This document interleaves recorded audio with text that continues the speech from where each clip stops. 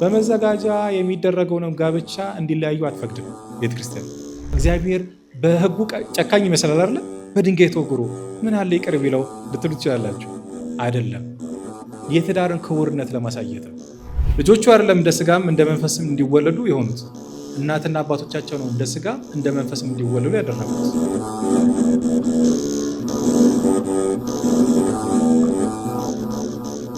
ጥያቄው እንዲህ ይላል። ለትዳር የተዛጩ ሰዎች ላለመካካድ በማለት አብረን እንቁረብ ይባባላሉ። ይህ ከቅዱስ ቁርባን አስተምሮ አንጻር እንዴት ይታያል? እንግዲህ የቁርባን ሕይወትን መለማመድ የሚገባቸው ትዳር ውስጥ ከገቡ በኋላ አይደለም። ገና ከመግባታቸውን በፊት የቁርባን ሕይወትን መለማመድ አለባቸው። አሁን አይታችኋል። የቁርባን ሕይወት ገና በትዳር የጋብቻ ቀን ይጀምሩና በሶስተኛው ቀን ሲፋቱ የሚታዩ አሉ። ለምን ከተባለ የቁርባን ሕይወት ለእነሱ እንግዳ ነው። በመሰረቱ ልብ ማለት የሚያስፈልገው ቤተክርስቲያን በቁርባን ታጋባለች አይደለም። በዓለም ያሉት ሰዎች እኔ በቁርባን አላገባም ይላሉ። ለምን? መፋታት ሊኖር ይችላል፣ ያስረኛል። በቁርባን ከተጋባ ስለመፋታ ያስረኛል፣ ስለዚህ አላገባም። ማን ነው በቁርባን አላገባም? በመዘጋጃ የሚደረገውንም ጋብቻ እንዲለያዩ አትፈቅድም ቤተክርስቲያን፣ አትፈቅድም። አንድነት የለውም ትላለች እንጂ ይፋቱ የዝሙት መድረክ ነው አትልም ቤተክርስቲያን።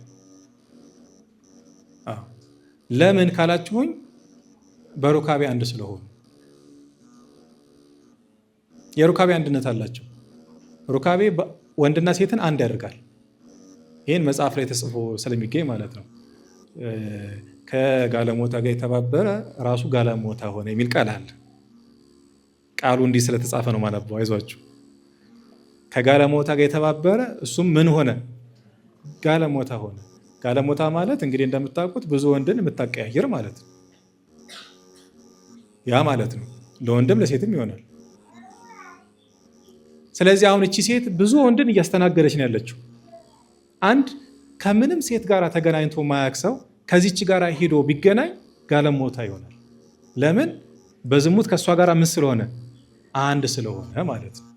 በኦሪቱ ስንመለከት አንድ ሰው ከአንድ ሴት ጋር ያለ ፈቃዷ ማነው በግድ ቢፈጽም የቤተ ክርስቲያን ስርዓት ምን ነበረ? ትናንትና በኦሪቱ ይደረግ የነበረው እሷን ማግባት ግዴታው፣ እሷ አልፈልግም እስካላለች በስተቀር እሷን ማግባት ግዴታ ነው። ለምን ከተባለ በሩካቤ ምን ስለሆኑ? አንዱ ነው አለን። ለዚህ ደግሞ ማረጋገጫ የሚሆናቸው ምንድን ነው? በሩካቤ የቆየ ሰው ቤተክርስቲያን መጥቶ ሲጋባ ተክሊል አይፈጸምለት። ምንድን ነው የሚፈጸምለት? ሁለተኛ ጋብቻ ነው አይደለም? የማስባን ጋብቻ ወይም ሁለተኛ ጋብቻ ነው የሚፈጸም። ሁለተኛ ሰማችሁ አይደለም? የመጀመሪያው በሩካቤ ምን ስለሆነ ነው? የመጀመሪያ አንድነትን ስለፈጠረ ማለት ነው። እዛ ሁለተኛ ነው የሚደረገው። በቤተ ክርስቲያን ስርዓት ጋብቻ በጣም ችግር ከሆነ እስከ ስንት ነው የሚፈቀደው? 3 ጊዜ ነው የሚፈቀደው። ማለት 3 ሚስት አይደለም።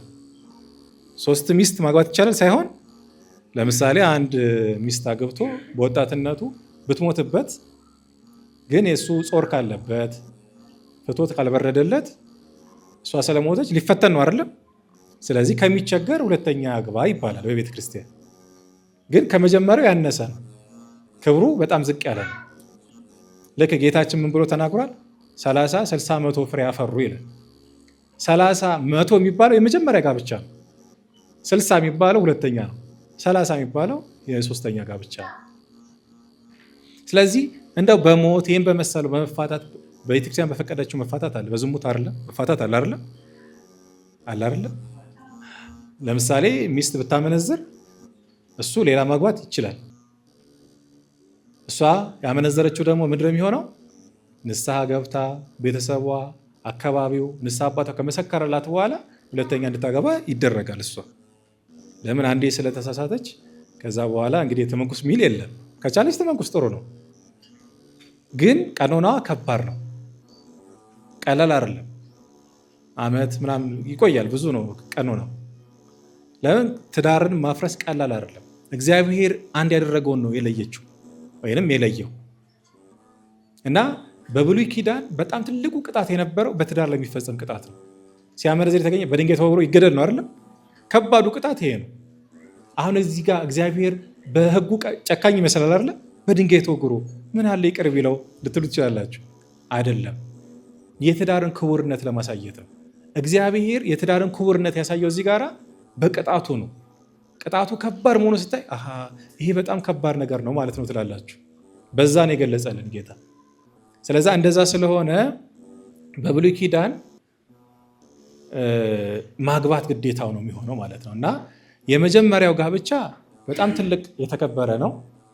ሁለተኛው ዝቅ ያለ ነው። ሶስተኛው በጣም ደካማ ነው ማለት ነው። ከዛ ውጭ ከሆነ ግን በደል ነው፣ ነውር ነው፣ ኃጢአት ነው።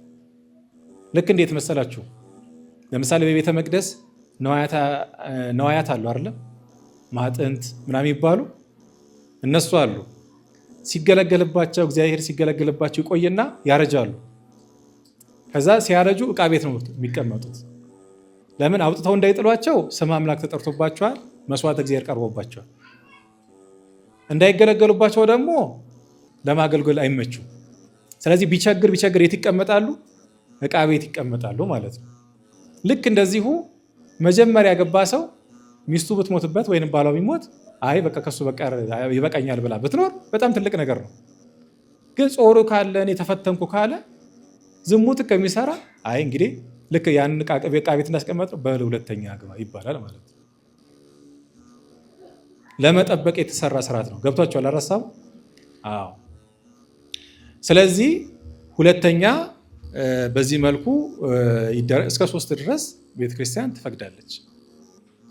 ግን እንዳልኳችሁ እያነሰ የሚሄድ ነው ማለት ነው እና አንድ ሰው አስቀድሞ ከመጋባቱ በፊት የቁርባን ሕይወትን ይለማመዳል። ለዛ ሕይወት የሚገባውን ነገር ያውቃል። ከቁርባን ሕይወት ጋር ራሱን ያላምዳል። ከዛ በኋላ ወደ ጋብቻ ይገባል። ጋብቻው ሲገባ ይሄ ሕይወት ለእሱ እንግዳ አይሆንም። ስለዚህ በዚህ መልኩ ሁለት እጮኛሞች አንድነታችን እንዲያጠናክርልን እንቁረብ ቢሉ መጥፎነት የለውም። ግን ሁለቱ የቁርባን ሕይወትን ስለኖሩ የትዳር አንድነት አላቸው የላቸውም? በትዳር አንድነት የሚፈቀደው ነገር ይፈቀድላቸዋል? አይፈቀድላቸውም። ግን አብሮ ለመኖር የእግዚአብሔር ፍቃድን በሕይወታቸው እንዲገለጽ ይጠቅማቸዋል እንጂ አይጎዳቸውም። ግን አንድነታችን ለማጽናት ሲሉ ልክ ቤተክርስቲያን መጥቶ ስርዓተ ቁርባን በጋብቻ ጊዜ እንደሚፈጽምላቸው ባለ መልኩ ግን ማሰብ የለባቸው። ግን የቁርባን ሕይወትን መኖራቸው ለእነሱ ይጠቅማቸዋል እንጂ አይጎዳቸው። ግልጽ ነው አይደል ሀሳቡ? አዎ።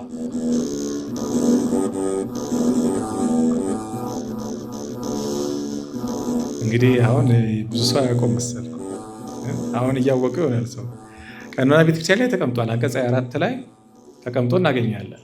ግን አንድምታ ነው። በሕግ አባቶቻችን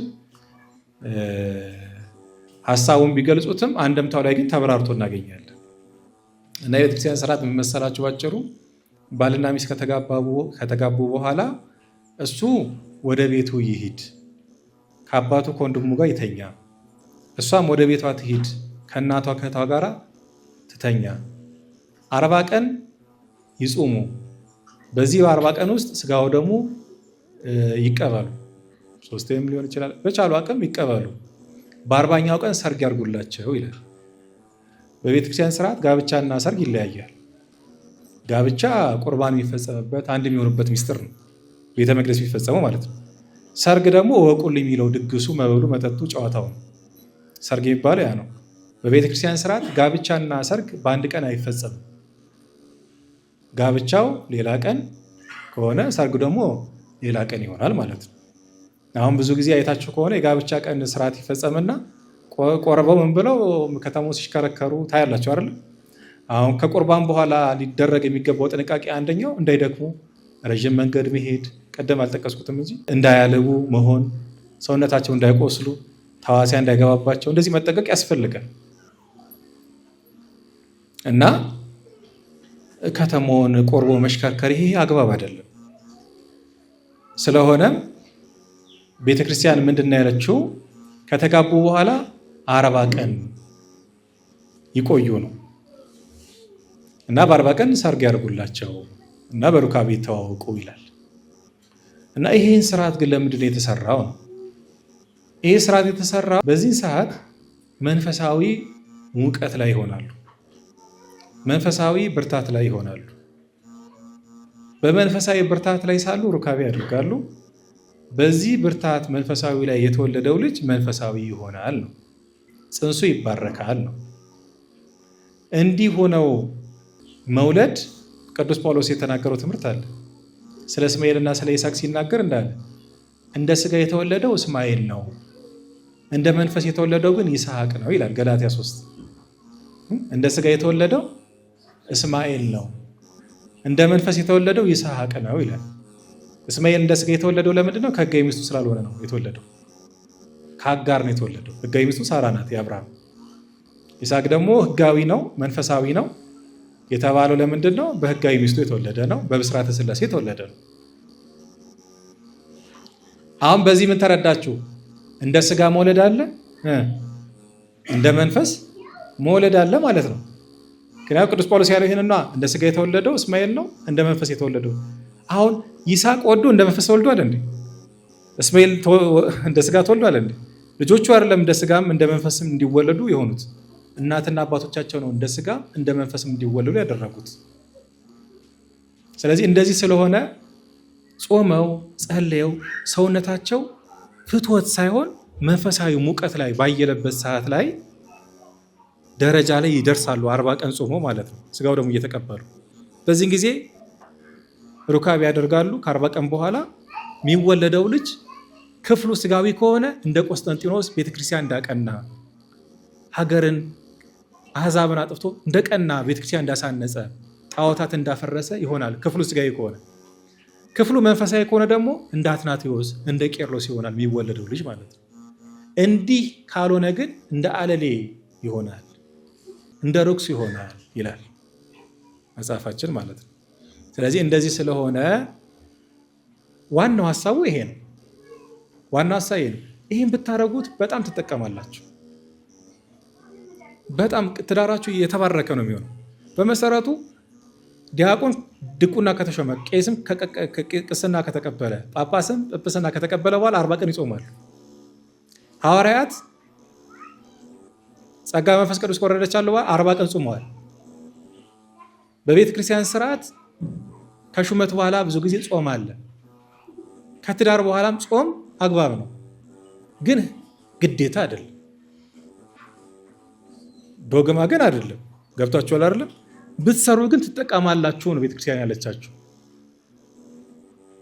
ይሄን ሳታረጉ የተጋባችሁ አሁን ህግ እንደዛ ታስቡት። ማድረጉ ግን በጣም በጣም ጠቀሜታ አለ። ታዲያ ይህን ስርዓት አሁን ንስሐ አባቴን ላያውቁት ይችላሉ። መምህራን መጽሐፍትን ያወቁ ምናምን ካልሆኑ ላያውቁት ይችላሉ። ስለዚህ ምን ይደረግ? አንደኛ መጽሐፉን ወስዶ ማሳየት ነው፣ አንቀጽ 24 ፍትሐ ነገሥት። ሁለተኛ ደግሞ ይሄም ካልሆነ ማለት ነው ዐቢይ ጾም ሊገባ ሲል መጋባት፣ ከዛ መጾም፣ ከዛ ከትንሣኤ በኋላ ሩካቤውን ማድረግ፣ ወይ በዓለ ሃምሳ ሊያልቅ ሲል ተጋቡ፣ የሰኔን ጾም ጾማችሁ ሩካቤውን ማድረግ። እንደዛ ይቻላል። ይሄን የሚከለክላችኋል ማንም የለም። መብታችሁ በቃ ትዳራችሁ እንዲባረክ ከእናንተ የሚወለዱት ፍሬዎች እንዲባረኩላችሁ የማድረግ ሂደት ነው ማለት ነው። ይሄ ግልጽ ነው መሰለኝ። በቃ ይሄ ነው ሀሳቡ ማለት ነው። ግዴታ ግን እንዳልሆነ ወቁ። እግዚአብሔር አምላክ ቃል ያሰማልን። አምላካችን ቀድሞ ለነቢያት በኋላም ለሐዋርያት ሊቃውንት ያደለውን ክብር ለመምህራችን ያድልልን። ያው ቅድም እንዳልኳችሁ 2005 ጀምሮ ነው እቺን ደብር እኛንም የሚያውቁትና ደብሯንም እኛንም ስለሚወዱ ደግሞ እንደሚመጡ እርግጠኛ ነኝ። ሌሎች ጥያቄዎችም ካሉ ሰብስበን በሚቀጥለው መርሃ ግብር ላይ በድጋሚ እንገናኛለን። በድጋሚ እግዚአብሔር አምላካችን ቃል ያሰማልን። እግዚአብሔር ይስጥልን፣ ይቆየን።